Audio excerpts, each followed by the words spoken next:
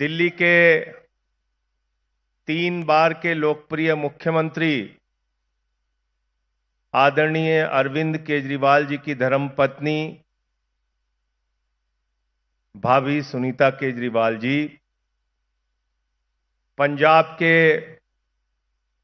माननीय मुख्यमंत्री भगवंत मान जी, पार्टी के संगठन महामंत्री और राज्यसभा में हमारे साथी सांसद संदीप पाठक जी, हरियाणा के प्रदेश अध्यक्ष और जिनको इस बार 5,13,000 वोट मिले ऐसे हमारे साथी सुशील गुप्ता जी, वरिष्ठ उपाध्यक्ष अनुराग ढांडा जी, और आप सबका हृदय से अभिनंदन करता हूं। ये सारी ताकत इस बात को दिखा रही है कि पूरा हरियाणा मजबूती से चुनाव लड़ने के लिए तैयार है। आम आदमी पार्टी चुनाव लड़ने के लिए तैयार है। साथियों और दोस्तों, साथी सुशील गुप्ता जी ने कई तरह के नशे की बात की कि शराब का नकली नशा, अफीम का नशा, दुनिया भर के नशा की बात की इन्होंने, लेकिन एक नशा भूल गए।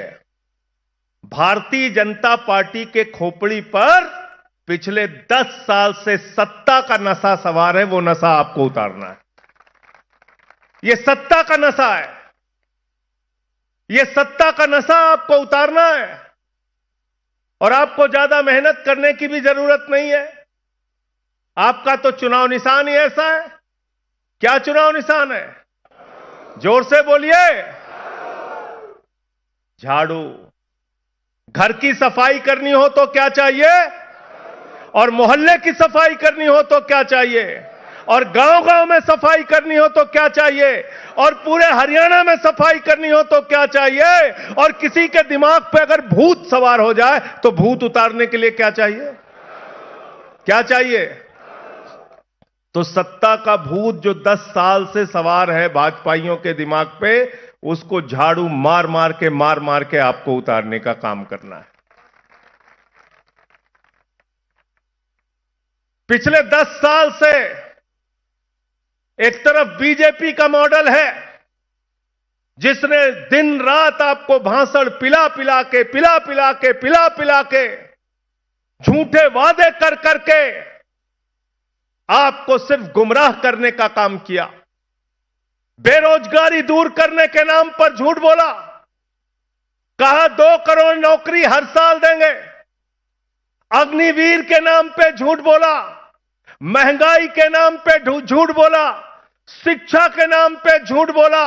स्वास्थ्य की बदहाली दूर करने के नाम पे झूठ बोला। सड़कें ठीक करने के नाम पे झूठ बोला। और जो इनका सबका साथ सबका विकास का नारा है, वो एक बहुत बड़ा झूठ आपके साथ बोला। एक तरफ झूठ की गारंटी है बीजेपी की गारंटी, दूसरी तरफ केजरीवाल की गारंटी है सच की गारंटी, सब कुछ जमीन पे करके दिखाने की गारंटी। ये लड़ाई झूठ और सच के बीच है साथियों। और जो हम बोल रहे हैं आपके सामने, ये सिर्फ कोई खोखला वादा नहीं। ये मोदी और नायब सिंह सैनी की डबल इंजन की सरकार के जुमले नहीं है। ये अरविंद केजरीवाल की गारंटी है। और अरविंद केजरीवाल वो शख्स हैं जो अपने वादे से ज्यादा काम करके जमीन पे दिखाते हैं। इसका उदाहरण दिल्ली है। जब केजरीवाल साहब मुख्यमंत्री बने, मनीष सिसोदिया जी के साथ सरकारी स्कूलों का दौरा करने जाते थे। मकड़ी के जाले लगे रहते थे उन सरकारी स्कूलों में। बच्चे छोटे छोटे टाट पट्टी पे बैठ के पढ़ते थे। बेटियों के लिए टॉयलेट का इंतजाम नहीं था। आज उन्हीं सरकारी स्कूलों में एयर कंडीशन कमरे दिल्ली के अंदर बच्चों की पढ़ाई के लिए बने एयर कंडीशन कमरे। सरकारी स्कूलों में स्विमिंग पूल का निर्माण हुआ है। एथलीट के ग्राउंड बने हैं, हॉकी के ग्राउंड बने हैं। अमेरिका के राष्ट्रपति ट्रंप की पत्नी हिंदुस्तान आई, मोदी जी ने कहा गुजरात का सरकारी स्कूल देख लो, कहने लगी नहीं देखना। बोले उत्तर प्रदेश का बाबा जी का सरकारी स्कूल देख लो, बोले नहीं देखना। अरे बोले मध्य प्रदेश में हमारी सरकार है, वहां का सरकारी स्कूल देख लो, कहने लगी नहीं देखना।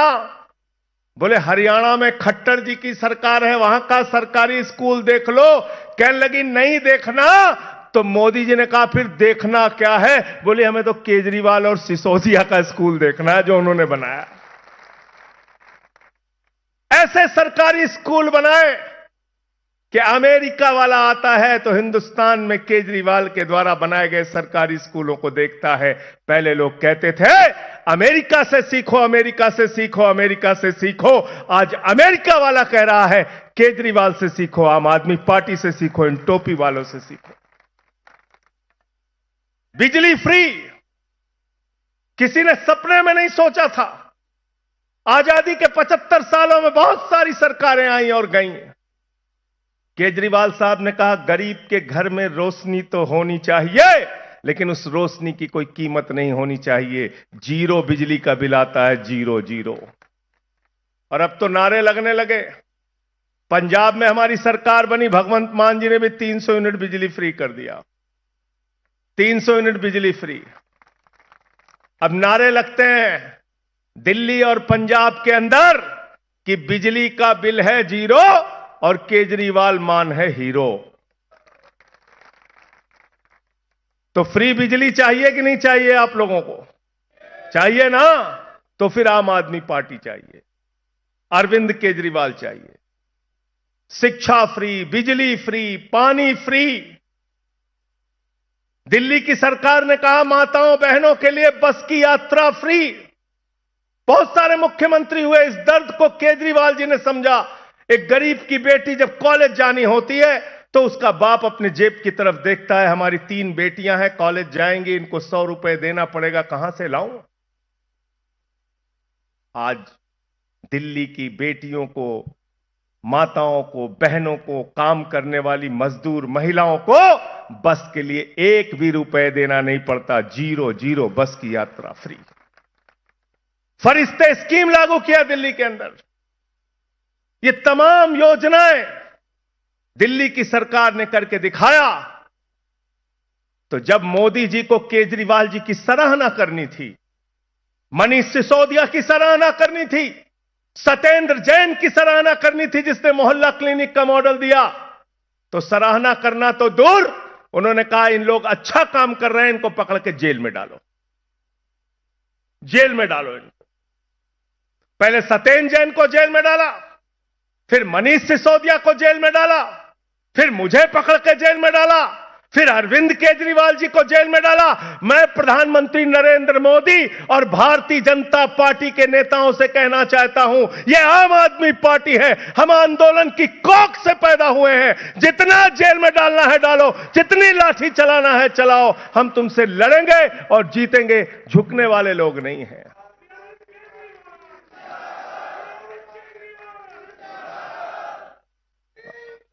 आपने अरविंद केजरीवाल को जेल में डाल दिया। जिस मुख्यमंत्री ने श्रवण कुमार बन के बुजुर्गों की तीर्थ यात्रा कराने का काम किया, उनको आपने पकड़ के जेल में डाल दिया।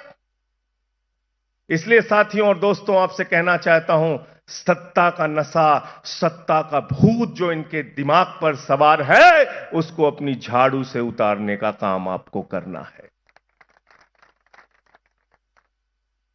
संसद में इनसे लड़ाई लड़ रहे हैं, सड़क पे इनसे लड़ाई लड़ रहे हैं। बिल्कुल ठीक कहा सुशील गुप्ता जी ने, कोई काम नहीं इनके पास। जाति धर्म, जाति धर्म, जाति धर्म, सिर्फ हिंदू मुसलमान इसके नाम पे आपको लड़ाने का काम करते हैं, समाज को बांटने का काम करते हैं।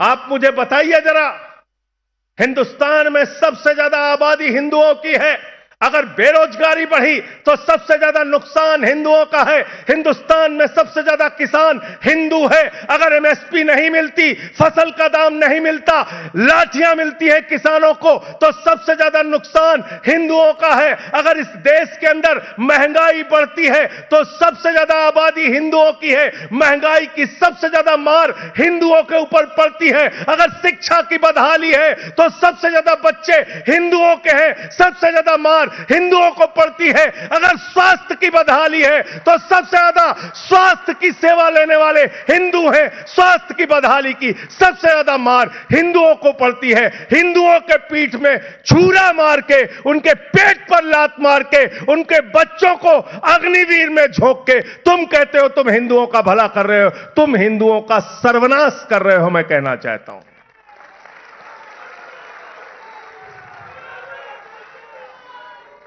गलत तो नहीं कह रहा हूं, गलत तो नहीं कह रहा हूं। हिंदुओं का सर्वनाश कर रहे हैं ना। अग्निवीर योजना, तुमको तो 73 साल में तीसरी बार प्रधानमंत्री बनना है नरेंद्र मोदी जी, और हरियाणा के जवान को कहते हो 4 साल में रिटायर हो जाओ।